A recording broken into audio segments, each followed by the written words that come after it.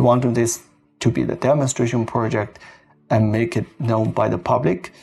The renewable energy is not just about solar, wind, and actually subsurface is also very important for the energy diversification or energy addition.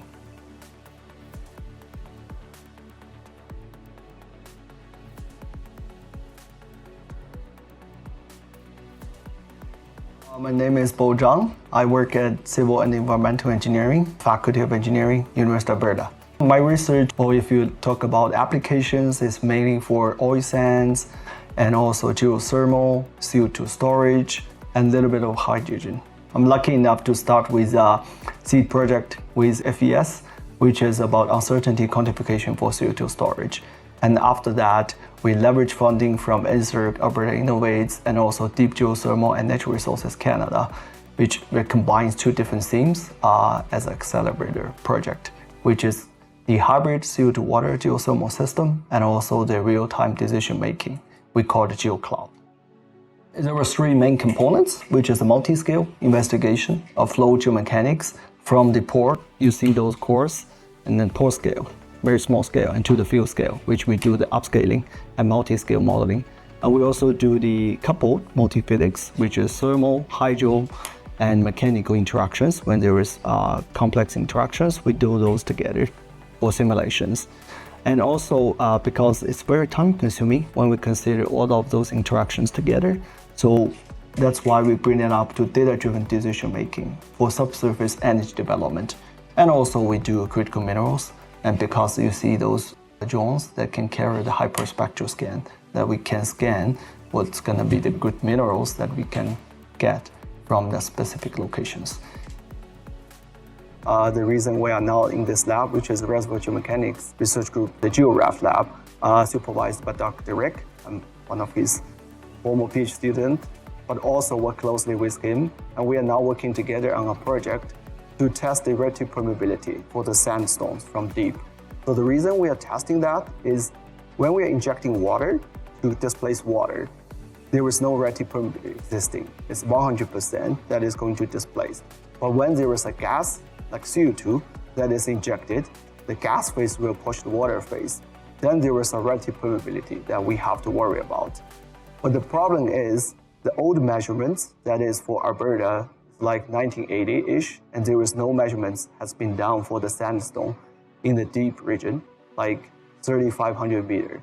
That is why we have to redo all the relative perm tests and trying to make sure our model really has been justified by correct measurement of those relative perm tests.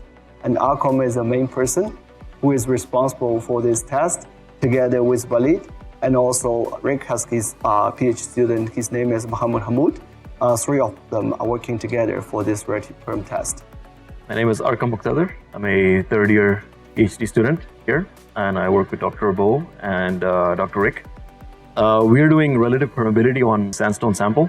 Before going to the real samples from deep, which is the site we're looking at, we are first trying to calibrate our equipment with kind of a test sample or a dummy sample. So this is a well-known Berea sample, and that's what we are beginning with.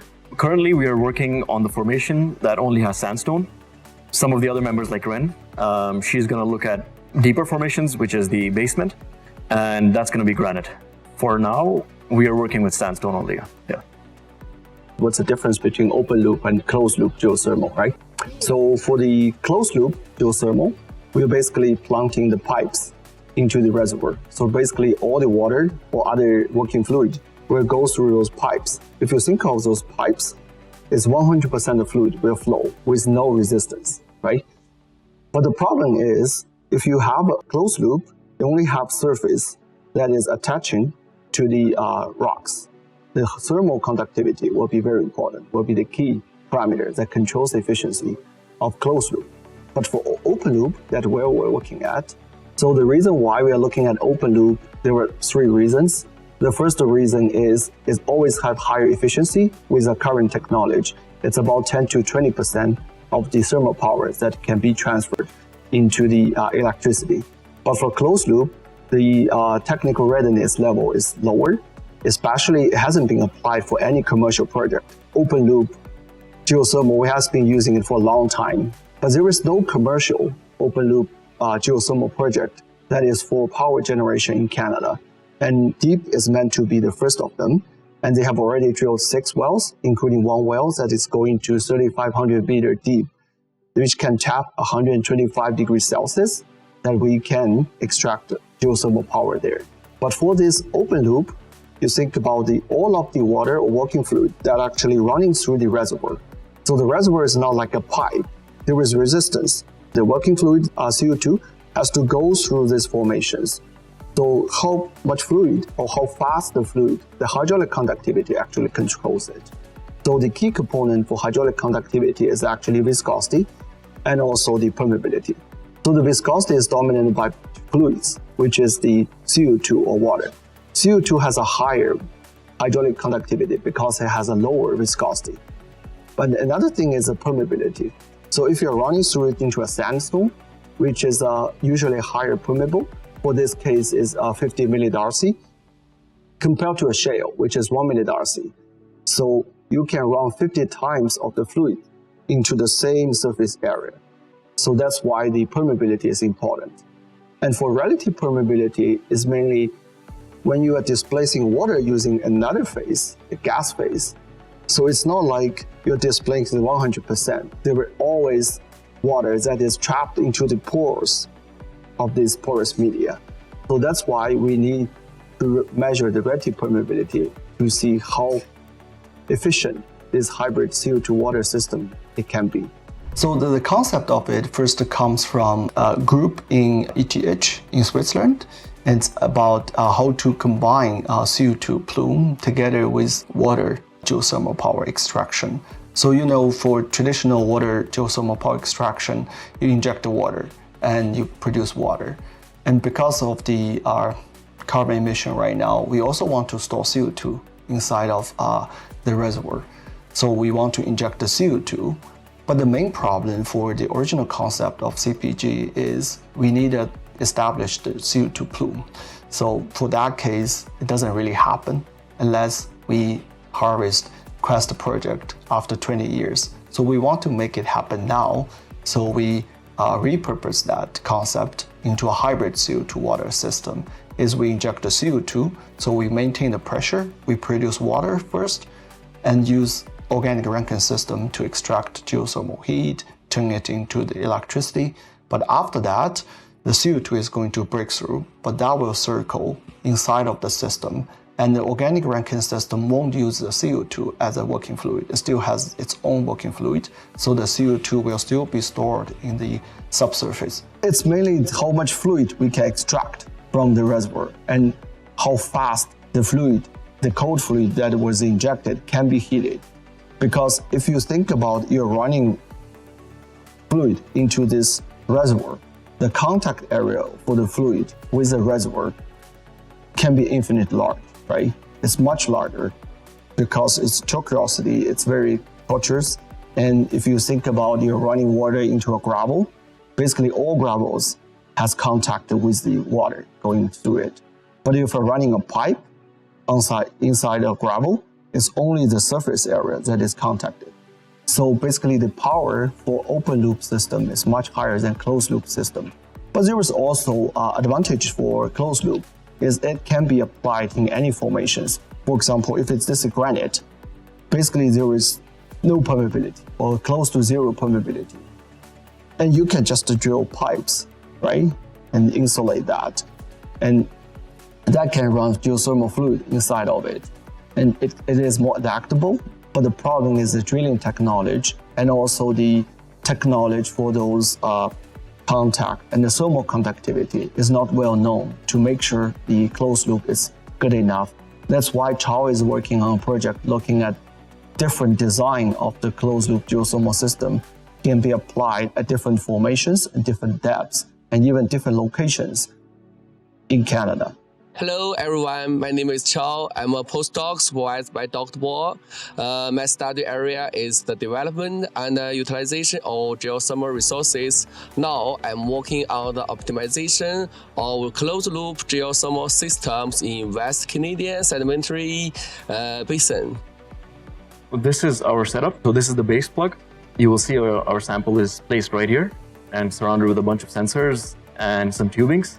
We have LVDT sensors, which measure the deformation of the sample when we apply confining stress or when we apply axial stress on the sample, how the sample deforms. We take that into account as well. As far as the relative permeability is concerned, initially we flow water through the sample and get the absolute permeability of the sample. And then we start flowing gas in a stepwise manner. And then we have some step saturations. And then from those, we can get the relative permeability of both the phases. The reason why we want to combine both is because in Alberta, we have good assets. Our assets are more like 2,000 or 3,000 meter, 125 degrees Celsius. To monetize that, we need to spend a lot of money to drilling. And if we can combine the benefits about the carbon tax, which is great, that is going to be $90 probably, or $80, it depends on the fluctuating market. And we can harvest that as a benefit to compensate the geothermal power plant. That's a general idea for it. And the major difference, what we are doing is we are working on towards a field demonstration project, which is a commercialization project. And this is the first in the world has been proposed. And we are getting there. And we just had a meeting with Deep last month, and we are trying to access more data and trying to do the techno-economical feasibility study for them. And NRCan will be the main funding resource for this project. This setup is closed by this, the cell, and then it goes into the system right here. So it tells us how the fluid flows through the rock or how fast it can flow. So some of the rocks can be tighter or allow more fluid. It's important for us to know what kind of rock we're dealing with. So that gives us an idea of what kind of operations we can run on it and the economics we can do on it. So for us, why it's so important, because when we have two phases, as soon as the second phase come into the picture, both of the phases start competing with each other to flow or get the maximum speed. For our application, we want CO2 to flow faster, and that's what we're going to test. Also, we need to figure out when the breakthrough is going to happen. So breakthrough is when we are injecting from one well, producing from the other well. If we're injecting CO2 from one well, so the CO2 is going to travel across the reservoir. This is called the front, and then it will reach the production well. And as soon as the CO2 reaches the production well, that's the breakthrough. Everybody, when it comes to the renewable energy, they think about wind, solar, right? So geothermal or other subsurface energy diversification doesn't get a lot of attention from the public. What they get from the funding source is actually difficult for those private startup companies. So as a researcher, we want the public to hear that and to make them have access to more fundings. So it's easier to bring the cost down and make it more economical. All the cell setup goes into the oven and it sits right here in the load frame. So this is because we need to apply some temperature here. And so the oven helps us do that. And it's also safer. If anything goes wrong, it's inside. We have around 3 pumps with 2 cylinders each. 2 of them are for the inlet pressure. So the 2 inlet pumps can be, one of them can be water and the other one can be gas. And the third one is to apply the back pressure. So that we're going to mainly be using water. And we have a separation system. It's custom designed, so we can measure how much water came out, and we can estimate how much gas is flowing out, and from that we can calculate the relative permeability. I'm still kind of young, not that young anymore, but still I like those new technology. Like you see the robot dogs, the drones, and also the different sensors, the acoustic emission camera, event-based camera, the LiDAR, and also artificial intelligence. We build a lot on the coding to apply those new technology into a traditional field, like oil and gas, and also geothermal, like it's an older field. And we want to bring the vitality to the older field, so we combine everything together. That's also the part I like, because I first get my undergraduate and also bachelor degree in petroleum engineering, and then I goes for my PhD for geotechnical engineering combined with geostatistics. And during my postdoc, I work a lot on artificial intelligence. And that's why I'm able to understand those concepts and marry them together. I have a good student, and Walid and Akon, Chao, Ring, you have seen today, they're all very smart and they're progressing well. And interacting with students is also another part that I really like. Okay, my name is Walid bin Saleh. I'm a PhD student with Dr. Zhang. My research is uncertainty quantification of carbon storage. I've been working on AquaStore as a test case. We developed some deep learning model as a proxy model to expedite or make a simulation of storage process using the proxy model instead of a numerical simulation. So we reduce the simulation time, and we try to quantify and assess the uncertainty so that we can optimize the process. In order to do those energy addition or energy diversification, subsurface is still the key.